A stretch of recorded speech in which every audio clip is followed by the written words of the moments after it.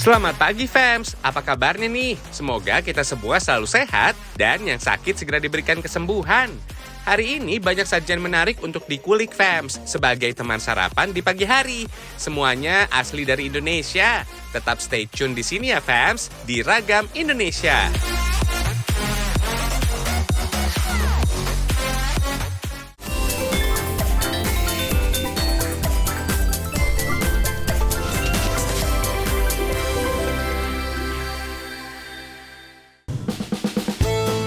Fams, udah kangen liburan ya? Makanya yuk sama-sama berjuang agar pandemi ini cepat selesai. Nggak kangen apa bisa teriak-teriakan sambil lompat dari ketinggian dan tercebur seperti ini?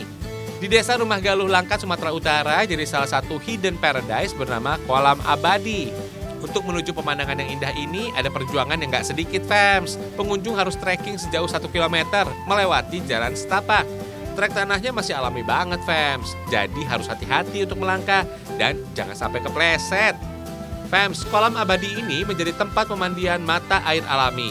Penyebutan Kolam Abadi muncul sekitar tahun 2010 karena kondisi airnya yang jernih dan tenang.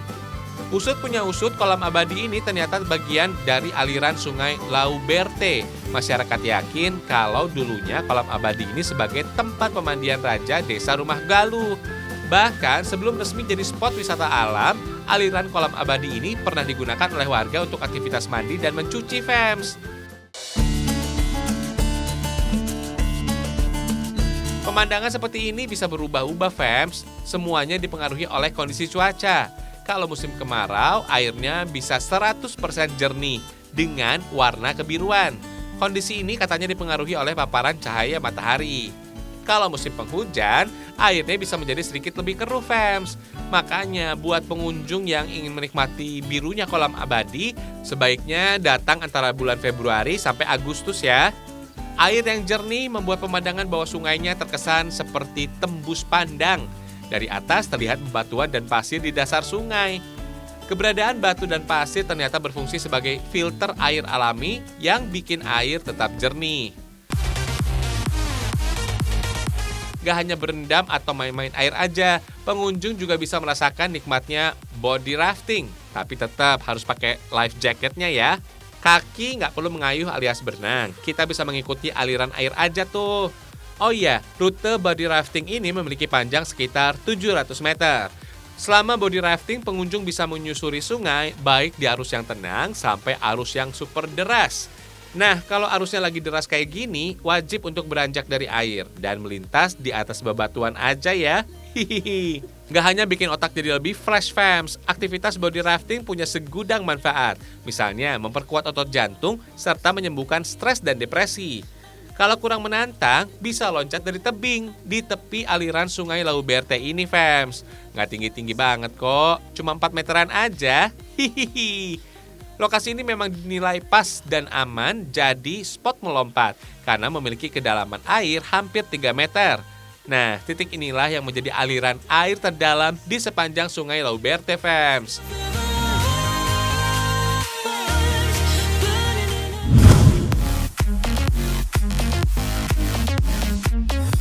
Fams, udah pernah dengar kolam renang buatan yang terbesar se-Asia Tenggara? Kolam yang memiliki luas sekitar 6,3 hektar dan panjang 800 meter ini terletak di Pulau Bintan, Kepulauan Riau. Karena luasnya ini bikin kolam renang gak hanya digunakan untuk berenang saja, tapi ada beberapa permainan air di dalam kolam renang, seperti jetovator, paddleboard, kano, cable sky, dan lainnya. Fams, fakta ini membuktikan luas permukaannya setara dengan 50 kolam renang untuk ukuran olimpiade loh.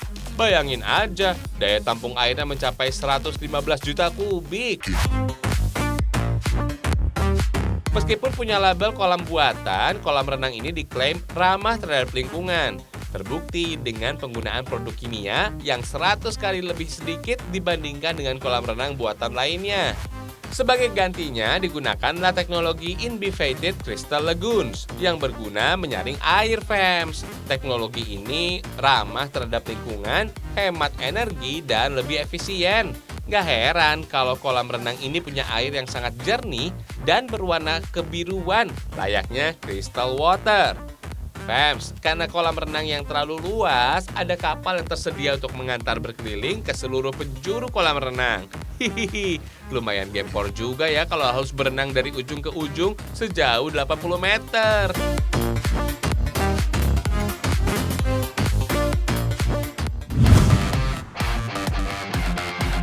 Makan sate ayam atau sate kambing sudah biasa ya Fams. Selain Karika dan Purwaceng, dataran tinggi Dieng memiliki sate yang diolah dengan daging domba, yang biasa disebut dengan domba batur. Spesialnya lagi, makan sate domba ada tambahan sayur jipang. Nikmatnya luar biasa. Sebelum bikin sate, kita cari tanaman jipang dulu yuk. Dataran tinggi Dieng mempunyai potensi pertanian yang bisa dikembangkan, Fams. Salah satunya tanaman jipang yang dikenal dengan nama tanaman labu siam atau labu Jepang. Biasanya tanaman ini tumbuh subur di dataran tinggi Dieng dengan ketinggian 2000 meter di atas permukaan laut tuh. Masyarakat setempat, Fams, biasa menyebut sayuran dengan kata jangan. Nah, jangan jipang ini dibuat dengan bahan yang sederhana, hanya beberapa siung bawang dan sedikit garam. Jangan jipang juga diolah dengan kacang babi yang juga menjadi potensi pertanian di sini. Sebelum benar-benar matang, bisa tambahkan pucuk daun labu ya. Fams, sayuran ini cukup direbus kurang lebih 10 menit saja. Proses rebus yang nggak terlalu lama ini supaya nutrisi di dalamnya tetap terjaga, serta tekstur yang nggak hancur karena proses pemanasan. Sekarang tinggal bikin sate domba batur deh. Selain mudah dikonsumsi, daging sate dipotong-potong agar bisa matang lebih cepat. Agar aroma daging tercium, cukup dibakar di atas bara api. Jangan lupa sate dibolak-balik supaya nggak gosong. Oh iya Fams, daging domba batur beda loh dengan domba biasa atau kambing. Daging ini sama sekali nggak berbau perengus. Tapi daging domba batur punya lapisan lemak yang cukup tebal. Nggak heran kalau daging ini terkenal gurih banget. Orang Indonesia pasti nggak bisa dipisahkan sama sambal. Kalau masyarakat setempat biasa menggunakan cabai dieng yang dibakar dengan cara ditimbun dengan arang yang membara. Unik ya. Kalau di bagian luar cabainya sudah nampak layu, tinggal diulek dengan tambahan sedikit garam. Jadi deh. Wah, cocok nih untuk menghangatkan suasana dingin Dieng. Hihihi.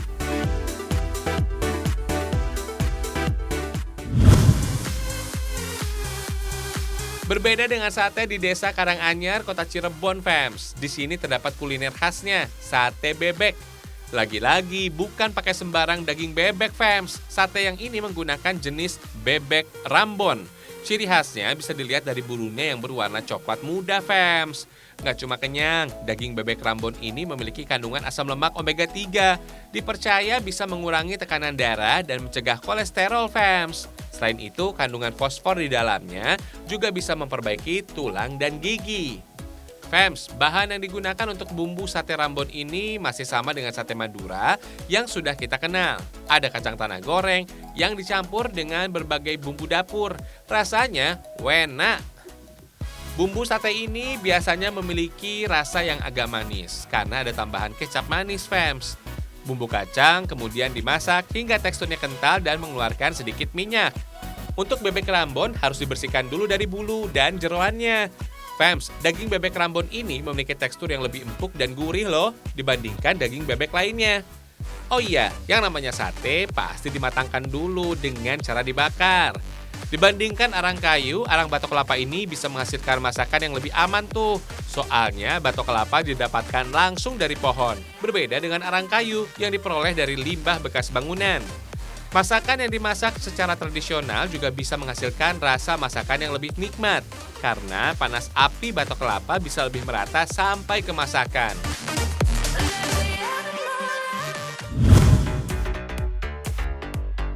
Kalau dilihat-lihat nih, bebek Rambon ini secara umum terlihat sama dengan bebek biasanya, Fams. Kalau dilihat lebih detail sih, fisik bebek Rambon lebih tegak, warna bulu yang sedikit kecoklatan, dan bagian ekornya lebih runcing.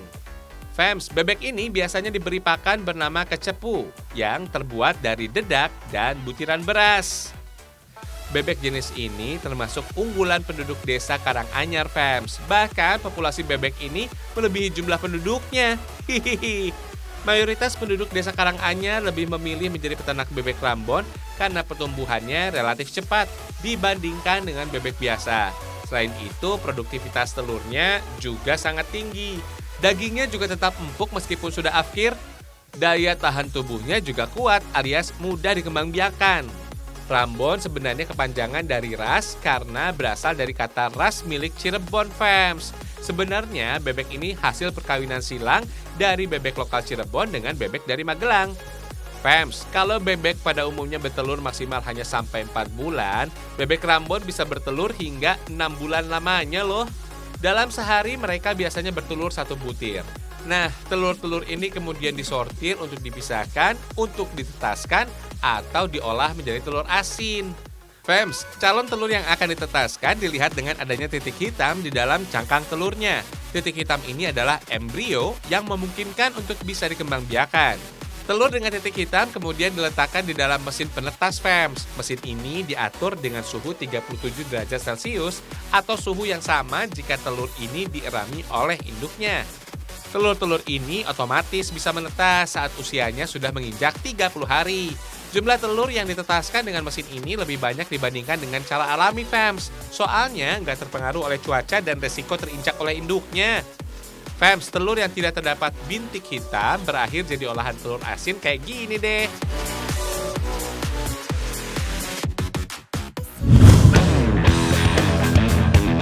Cantik ya, Fams?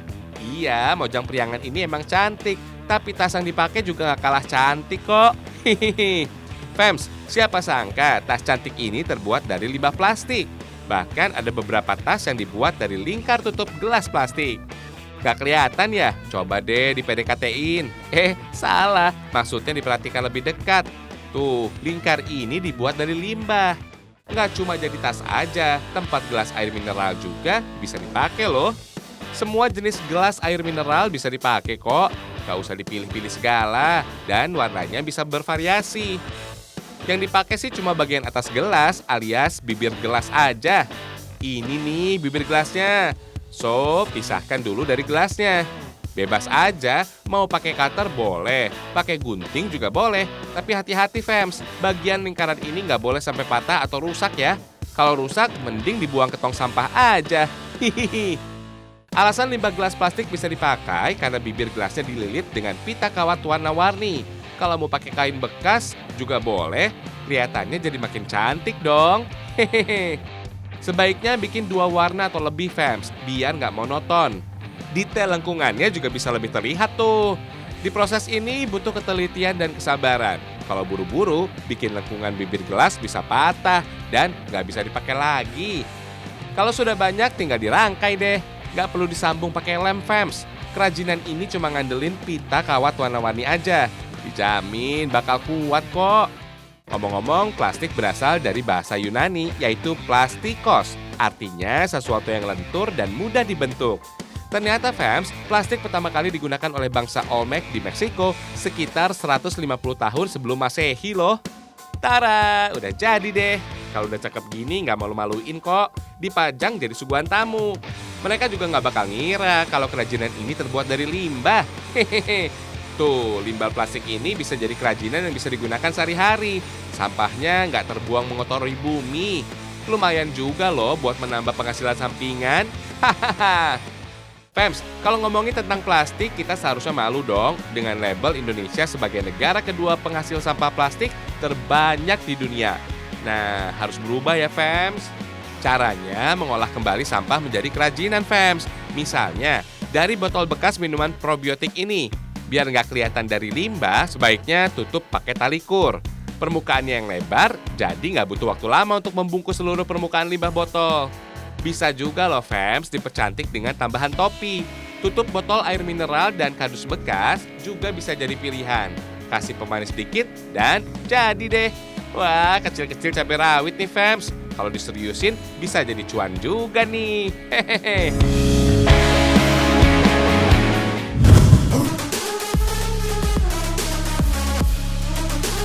Kalian pasti udah tahu kalau Indonesia punya label penyumbang sampah plastik ke laut terbesar di dunia setelah Cina.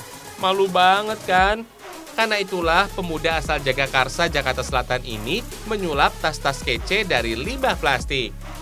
Nggak semua limbah yang dipakai dari kantong plastik ya, tapi ada limbah spanduk juga, Fams. Contohnya spanduk bekas konser ini. Fams, spanduk yang udah nggak kepake ini bisa disulap jadi sling bag. Nggak berbeda jauh dengan pembuatan baju pada umumnya. Proses pembuatannya harus dibuat pola dulu. Pola-pola ini bisa menentukan model tas dihasilkan loh. Nggak cuma bagian spanduk yang bersih tanpa noda aja yang dipakai, fams. Makanya antara satu tas dan yang lainnya nggak bakal ada corak yang sama tuh.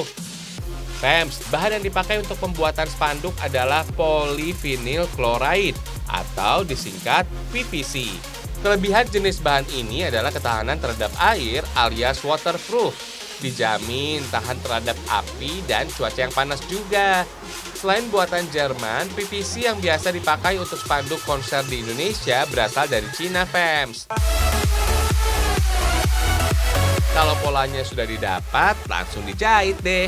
Permukaan luar spanduk dipasang dengan velcro alias kretekan. Hihihi, gunanya sebagai perekat saat tas ditutup. Sama seperti tas pada umumnya, pola spanduk bekas ini juga wajib dilapisi kain agar lebih tebal. Kain jenis T103 lah yang digunakan karena tergolong kuat dan gak gampang sobek. Nah, lapisan ini juga harus dibuat semirip mungkin dengan pola spanduk bekas. Pengolahan limbah seperti ini juga disebut dengan upcycle, fams. Berbeda dengan recycle, limbah spanduk diolah dengan cara menghancurkan produk sehingga tidak terlihat lagi bentuk aslinya. Metode ini ternyata lagi naik daun digunakan oleh pelaku industri kreatif, fams. Tujuannya jelas untuk mengurangi limbah dan mencegah pemborosan materi. Karena penggunaan spanduk sebagai bahan utamanya, jadi harus memakai jarum yang lebih tebal saat dijahit. Benang nilon dipilih karena relatif kuat dan tidak merusak struktur spanduk. Terakhir, pasang tali dan jadi deh. Meskipun berukuran kecil, sling bag fungsional banget untuk menyimpan sejumlah barang loh. 60% pembeli tas limbah ini merupakan warga negara asing yang sedang berkunjung ke toko. Seharusnya kita bangga dengan produk lokal yang lebih disukai oleh warga asing ya. Nggak hanya sling bag, ada tote bag yang bisa dipilih kok. Tas-tas kece ini termasuk unisex, alias bisa dipakai untuk cewek dan cowok. Untuk sebuah tas harganya bervariasi, fams, mulai dari Rp250.000 hingga Rp800.000. Nggak cuma bikin penampilan jadi lebih kece, tas limbah ini ikut berpartisipasi mengurangi sampah lingkungan, fams.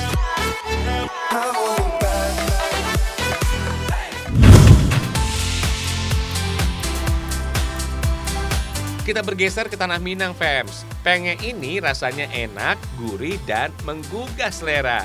Di beberapa daerah menu ini disebut juga asam pedas, tapi racikan dan bumbunya berbeda. Bumbu pange terdiri dari beberapa bumbu dapur dan laos serta jahe. Pange nggak memerlukan minyak untuk memasaknya, fams. Jadi hanya ditumis dengan air aja. Pange biasanya memerlukan protein berupa ikan. Karena keunggulan Danau Maninjau ikan bili, maka jenis ikan air tawar ini bisa dipilih. Oh iya, fams, pange memiliki arti masakan dengan kuah yang dikentalkan atau dikeringkan agar bumbu menyerap sempurna ke dalam daging ikan.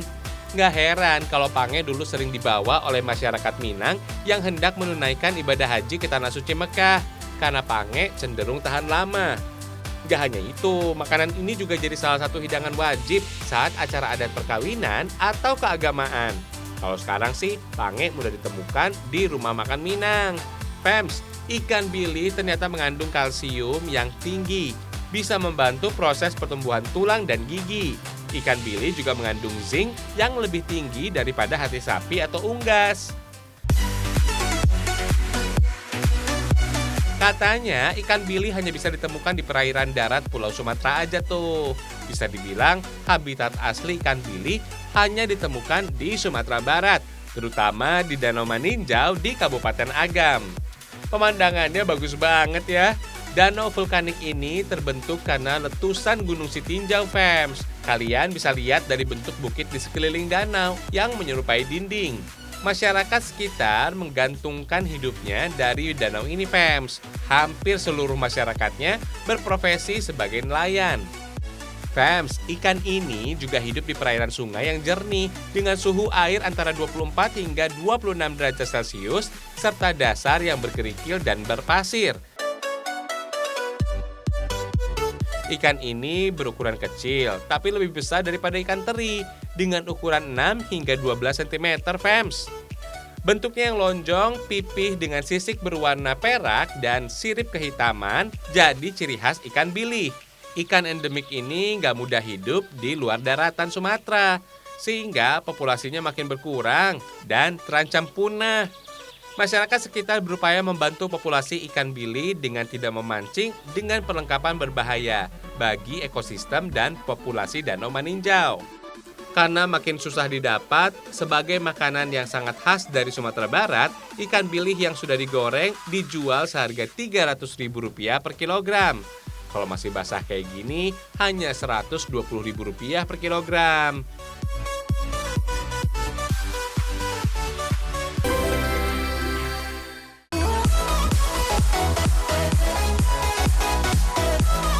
Besok kita kembali lagi dengan informasi unik dan menarik lainnya ya, fans. Ragam Indonesia, satu Indonesianya, berjuta kekayaannya. Sampai jumpa.